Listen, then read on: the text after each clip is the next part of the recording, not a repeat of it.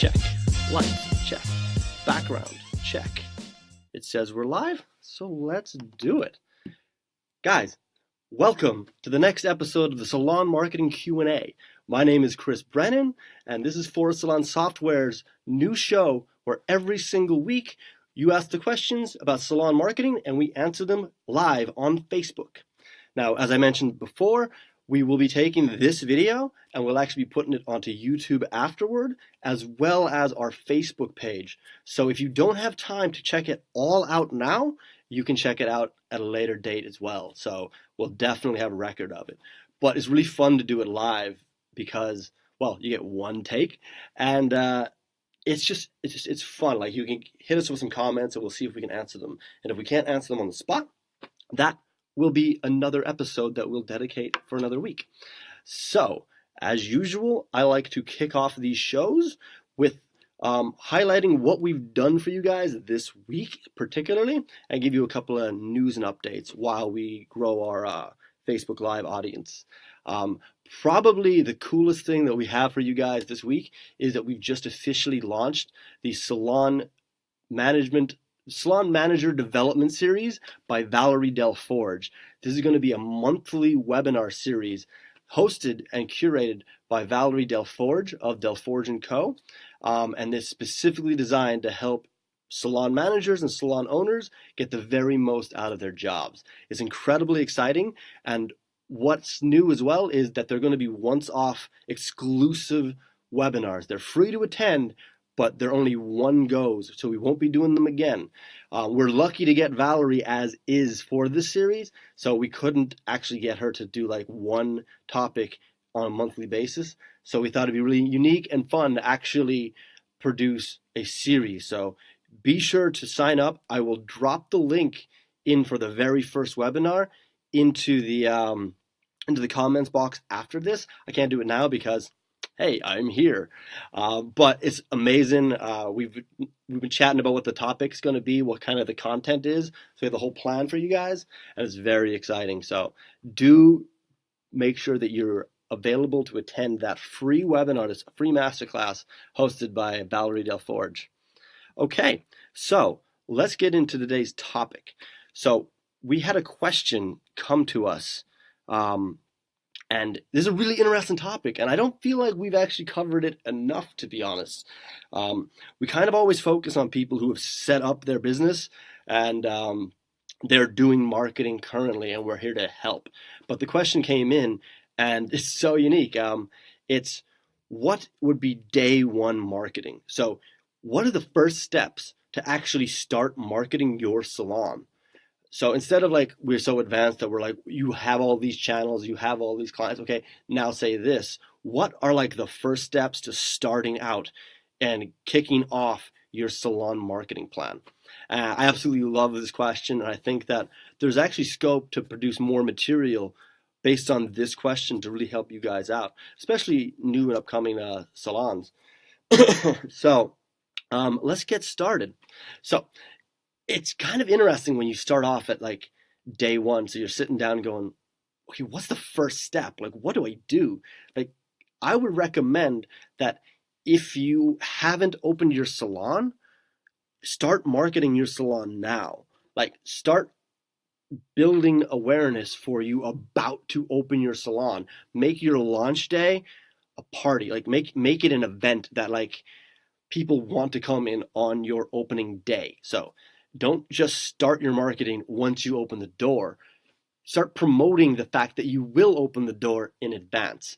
Now, if you already are an established salon that just is kind of having a difficult time getting clients, there's no problem at all having a launch anyway. We're not saying that it's an opening day for your salon, but you can actually have a launch day anyway. There's no problem with having them, because at the moment, your problem is probably that nobody knows you exist.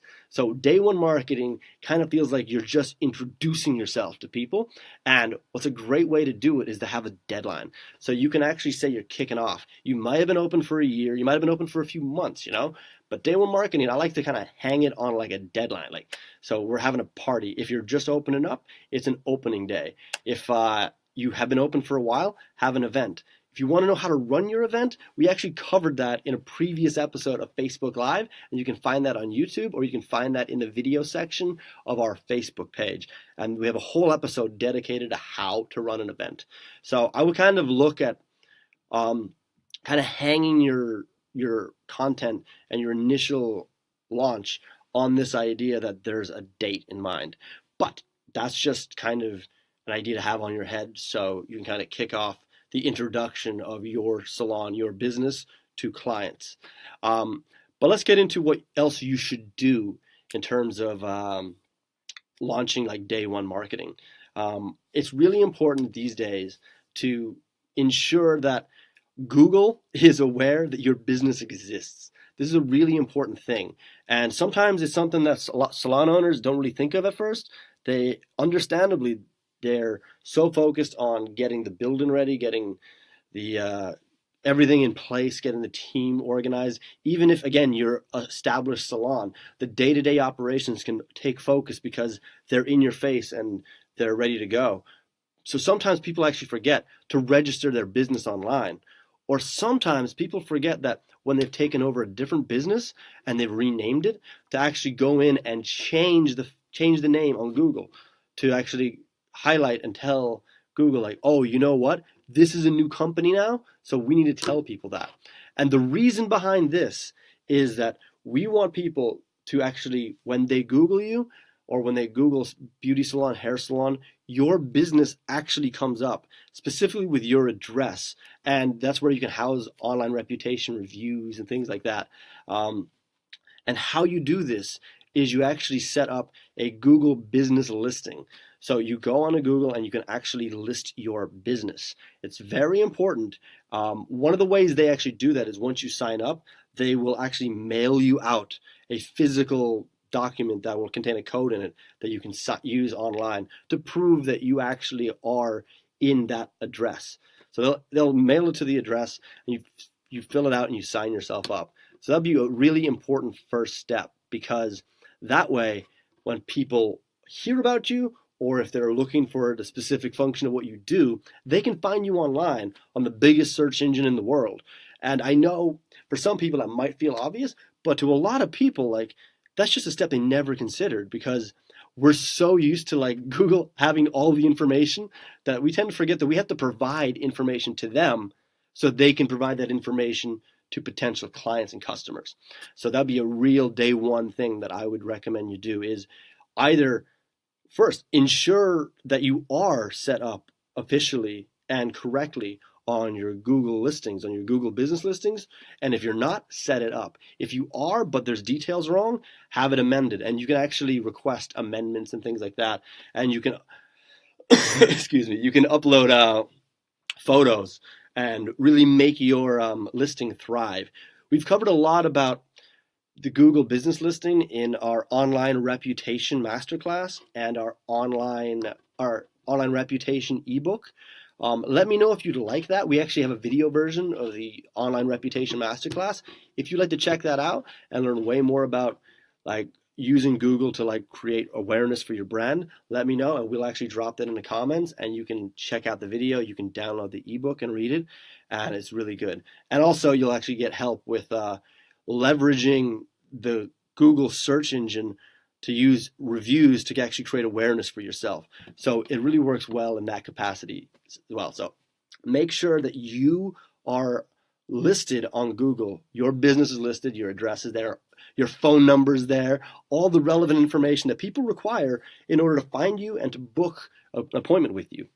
Okay, so I'd say, in no particular order as well, I'd say it's important as well to get a social media page. Now, you might already have one, but this is day one. So if you're looking at day one what to do, I would say without a doubt, you need a Facebook page. Not a personal page. I'm looking at you, people who still are working off personal pages. You want a business page. So you can actually convert your personal page into a business page. So if you are currently working off of Facebook and your company's down as an individual, you should be switching to business for a variety of different reasons. You can actually use paid boosted advertisements on there. you can check your analytics, so you can find out what the best time is to post and what your audience is engaging with. But also, if Google finds out that you're a business, they'll just shut down your page. You'll actually lose your account. So it's in your interest that you actually set up a business page.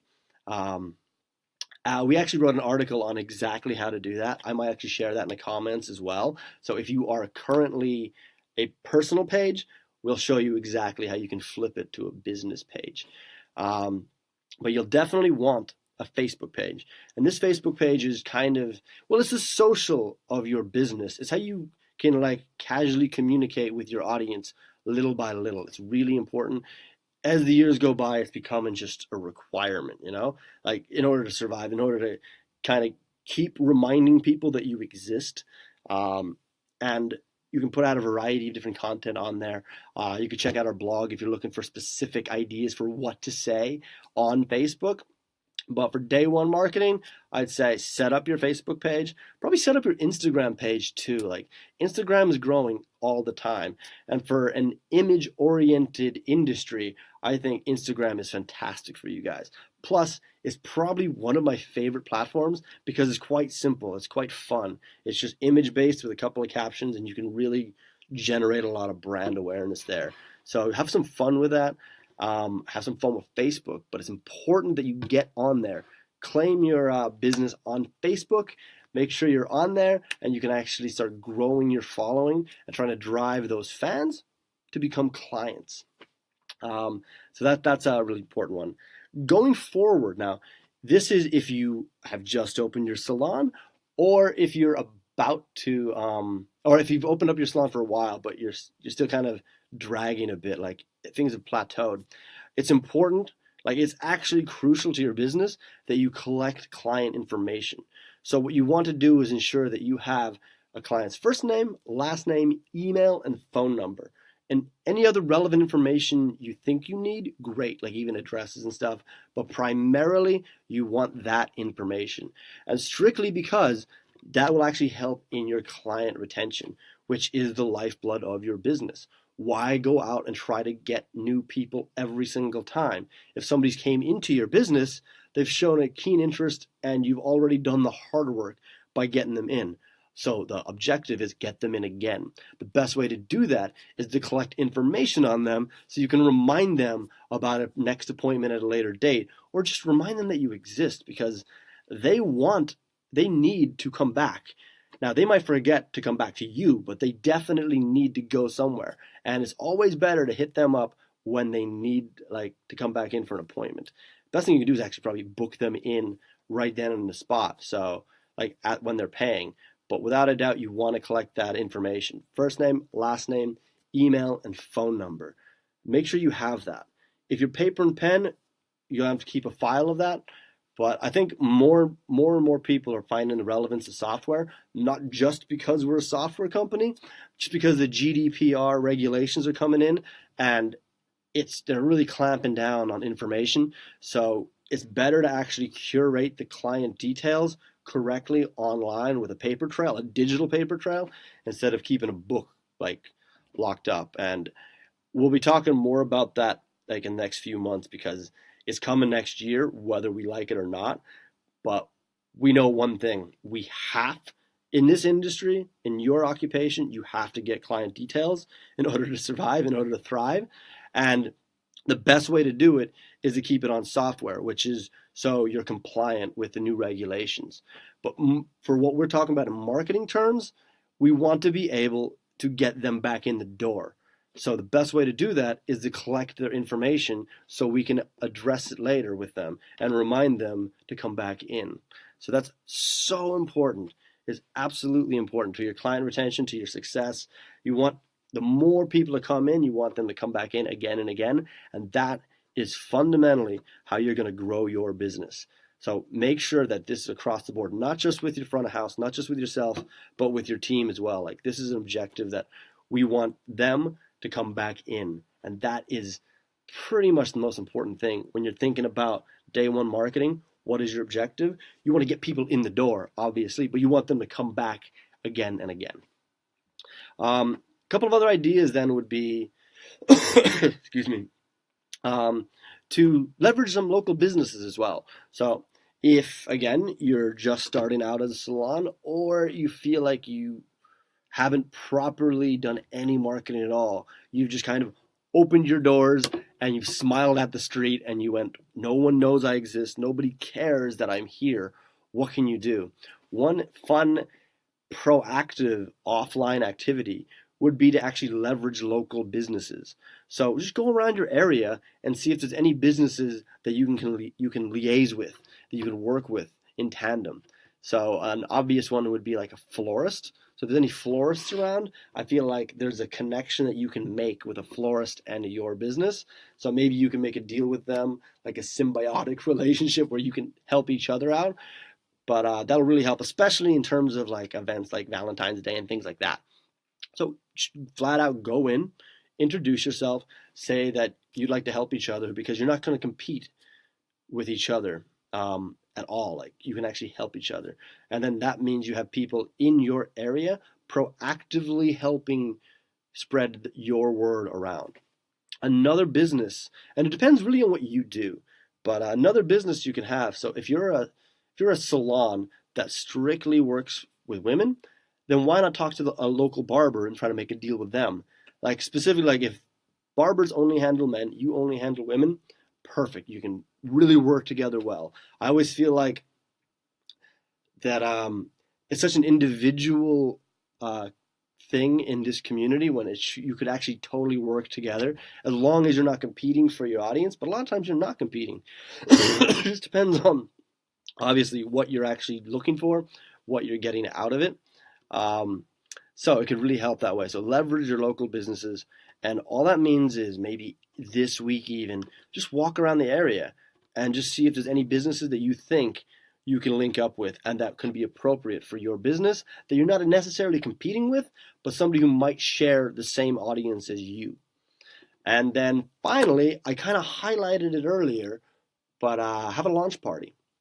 It doesn't, like if you've already been established, go ahead and kick it off again. Just reintroduce yourself and see if you can get some attention back onto your brand and like introduce yourself. Like the concept of day one marketing, I suppose, is how can you get your name out there to the right audience? So it's really important to figure out the first steps, and hopefully with these kind of ideas, you've got a real good grounding to start with. So I think I just might recap there. And so what we're talking about is set a deadline and a date and kind of drive people to create awareness for this. Now, this could be a launch party. It could be an evening thing, or it could just be like an opening day. So if you're starting out, have an opening day. If you've been around for a little bit, it's okay to have like an opening day and just rename it, But really what you're trying to do is put a deadline, a date, something that people can keep in their mind and they go, oh, this is not a big sales thing. It's more of an introduction thing. So we should just drop by this new place. I hear great things and let's check it out. That would be one idea I'd like you guys to look into. Another one would be to check out your Google business listings. If you haven't set that up, ensure that you have it ready to go. And if you have set it up, just double check that all the information is correct. It's unbelievable how many people actually have it wrong. And it's no slight to them. It's just they didn't really realize that it was incorrect, that they took over a business or they took over an address and they just kind of assumed somebody would look after it, but they didn't. So it was when we started launching our online reputation feature, we kind of learned a lot about salons in that regard, and we're like shocked going, we should help you guys out. So that's really important. Setting up your social media pages, absolutely. Definitely Facebook. Instagram is a fantastic one, and it connects to Facebook as well. If you had time, maybe Twitter, and if you had time, Snapchat's always fun. But I just want to make sure that you don't get bogged down with setting up too many social media pages and having the stress of attempting to manage all of that while also running your business. So I always feel like it's good to master one and maybe two, and once you get those rolling, then you can move on to the next stuff. But definitely, without a doubt, you need to have your Facebook page, and Instagram is fantastic. It links together. You can do some boosted posts and some advertisements to raise awareness for your brand. Facebook is becoming your marketing engine. We want you to collect emails. So when you collect emails, you have data on them and a reason to contact them again. And this will make your client retention rates thrive. Without their details, you can't contact them. And just by that fact, your retention rates will drop. And finally, leverage local businesses. So go around your area, see who you can link with, and kick it off and get connected. Okay, guys, I think that's enough for you guys to start off with for day one marketing. I hope you enjoyed this episode. If you have any questions or any topics that you'd like us to cover on the Salon Marketing Q&A, I'd be delighted to take a look and work on it for you. So let us know in the comments below, or you can email us at letsgrow@phorest.com, or just hit us up on Facebook or Twitter at the Phorest Word, or just hit us on Facebook. My name is Chris Brennan. Thank you so much for tuning in, and let's grow.